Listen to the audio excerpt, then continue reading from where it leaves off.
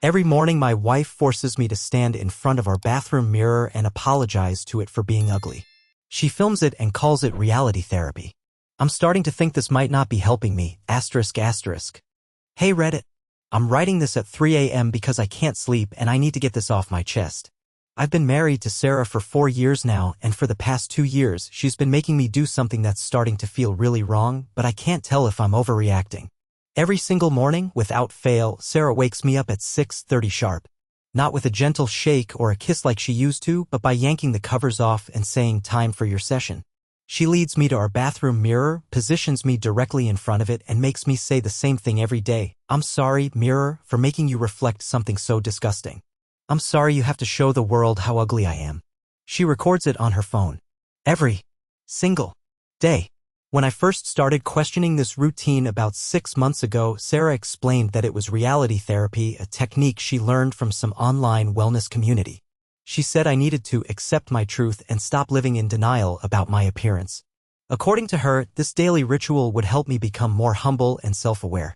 Look, I'm not going to pretend I'm some kind of male model. I'm average height, a bit overweight, thinning hair, the usual stuff that happens to guys in their early 30s. But I never thought I was particularly ugly until Sarah started this routine. Now I can't look at myself without hearing those words echoing in my head. The worst part is how she's convinced me that questioning this makes me defensive and unable to handle truth. Whenever I try to bring up how the mirror thing makes me feel, she says I'm being emotionally immature and that real growth requires discomfort. Sarah wasn't always like this. When we first met, she was sweet and supportive. She'd tell me I was handsome, laugh at my jokes, make me feel like I was worth something. But over the past 2 years, especially since she started following this wellness influencer called Authentic Living Sarah, yeah, same name, weird coincidence, everything changed. It started small. Comments about my clothes being unflattering or suggesting I might want to invest in better grooming.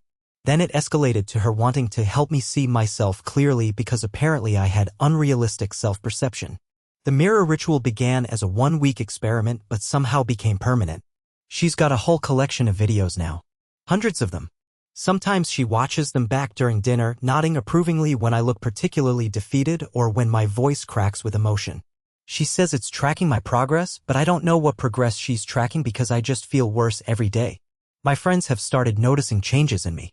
Last month, my buddy Jake asked why I kept apologizing for everything. Apparently, I'd said sorry 17 times during our 2-hour hangout. My coworker Mike mentioned that I seemed beaten down and asked if everything was okay at home. I just shrugged it off, but their concern stuck with me. The thing is, I love Sarah. Or at least, I love who she used to be. She still has moments where she's caring and affectionate, usually right after I've completed some therapy session or when I've been particularly compliant. But those moments feel conditional now, like rewards for good behavior rather than genuine affection. I tried talking to my brother about it last week. He listened for a while, then got this look on his face like he was trying to solve a puzzle. Finally, he said, "Dude, that's not therapy. That's just cruel." But when I mentioned it to Sarah, she laughed and said my brother was threatened by people who do real inner work. I don't know what to think anymore. Part of me wonders if she's right. Maybe I am ugly and delusional and this is just the hard truth I need to accept. But another part of me remembers feeling okay about myself before all this started. I remember looking in mirrors without feeling physically sick. The videos have gotten worse too.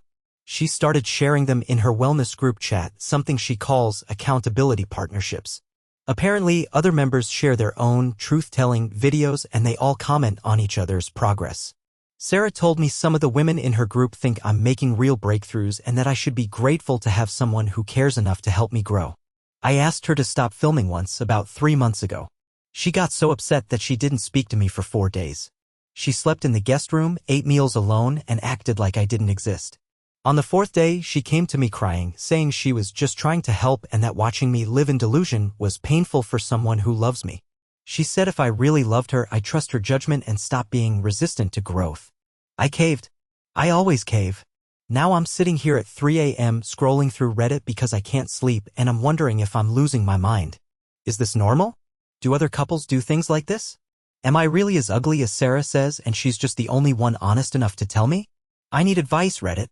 I need someone to tell me if I'm crazy for feeling like this isn't right. Update 1. Holy shit, Reddit. I wasn't expecting this kind of response. Thank you to everyone who commented. I've been reading every single one, and I think I'm finally starting to see what's been happening to me. Some of you asked for more details about Sarah's behavior, and honestly, writing it all out is helping me realize how much I've been minimizing. The mirror thing isn't the only therapy she's introduced. There's also gratitude exercises where I have to thank her for caring enough to help me improve while listing everything I'm grateful for about her appearance. Reality checks where she points out strangers who are in my league versus those who are out of my league. Honesty circles where I have to confess all the ways I've been delusional about myself that day. She's also started controlling other aspects of my life under the guise of helping. She chooses my clothes now because I have poor judgment about what's flattering. She orders for me at restaurants because I don't make good choices about food. She's even started talking to my friends and family about my growth journey without asking me first. The comment that hit me hardest was from you/therapist mom, who said this sounds like systematic psychological abuse designed to destroy my self-esteem. I looked up some of the terms people mentioned: gaslighting, emotional abuse, psychological manipulation, and fuck, it's like reading a description of my daily life.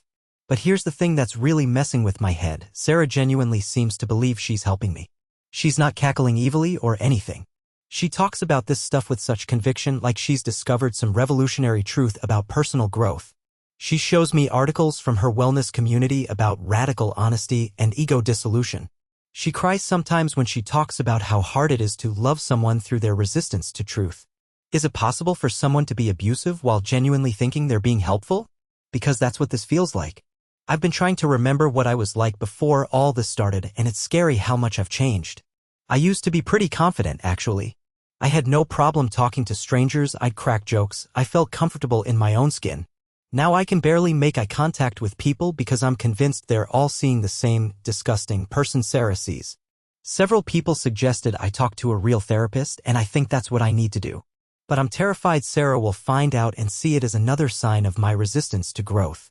She's already suspicious of any time I spend alone or any conversations she's not part of.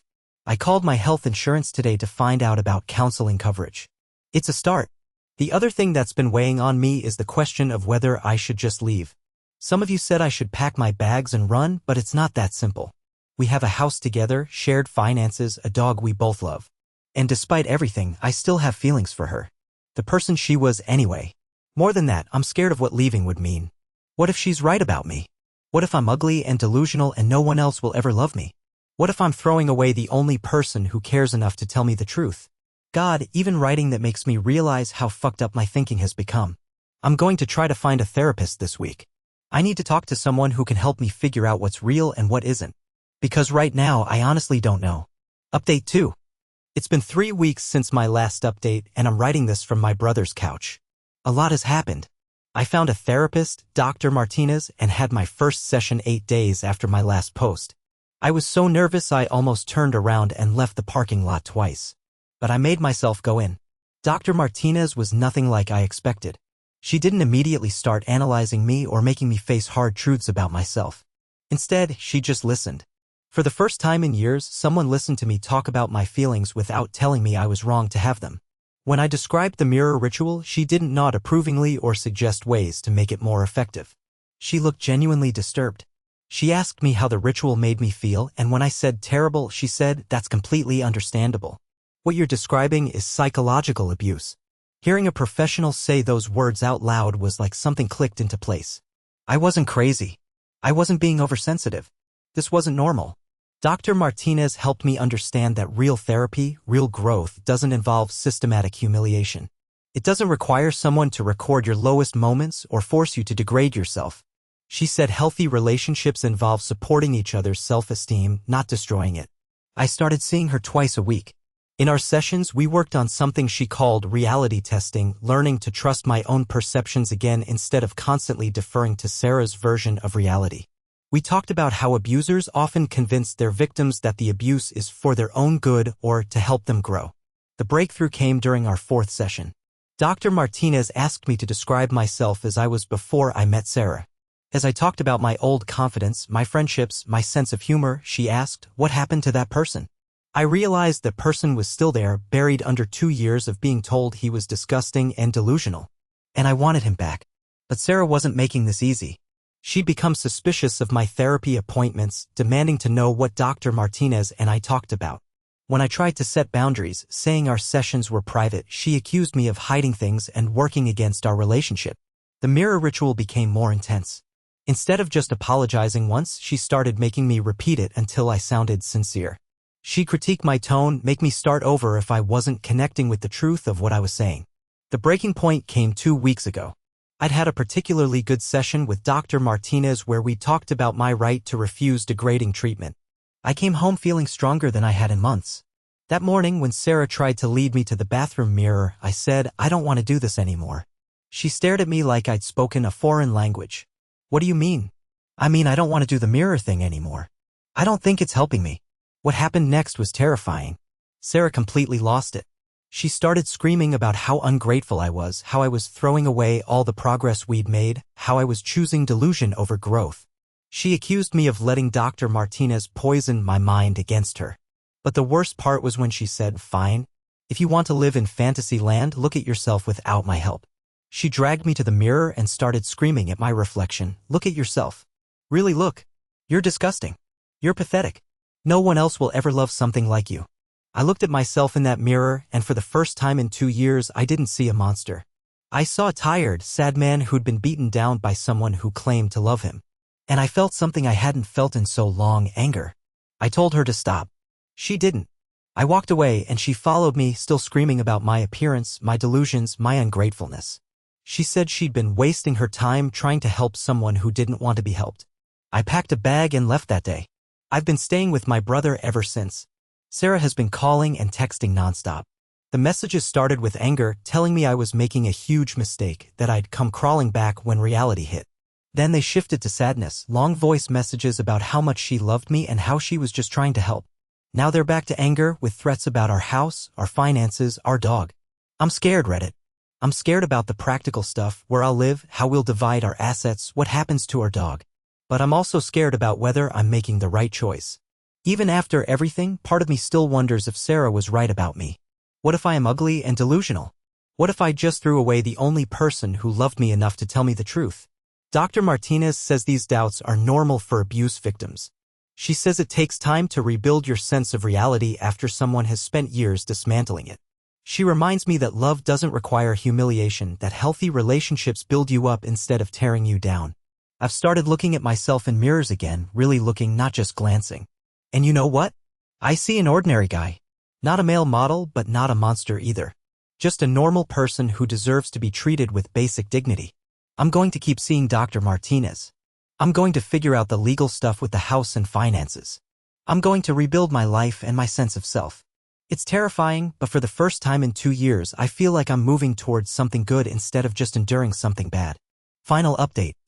It's been 4 months since I left, and I wanted to give you all a final update because so many of you have been asking how I'm doing. I'm doing better. Not perfect, not completely healed, but genuinely better. The practical stuff worked out okay. We're selling the house and splitting the proceeds. I get to keep our dog, Charlie, which was honestly the thing I was most worried about. Sarah tried to use him as leverage at first, but my lawyer shut that down quickly. Turns out, when you document someone's abusive behavior, it doesn't look good in legal proceedings. I'm renting a small apartment across town. It's nothing fancy, but it's mine. I wake up in the morning and there's no one telling me to apologize to mirrors. I can choose my own clothes, order my own food, spend time with friends without having to explain or justify myself. The simple freedom of it still catches me off guard sometimes. Therapy has been a lifesaver.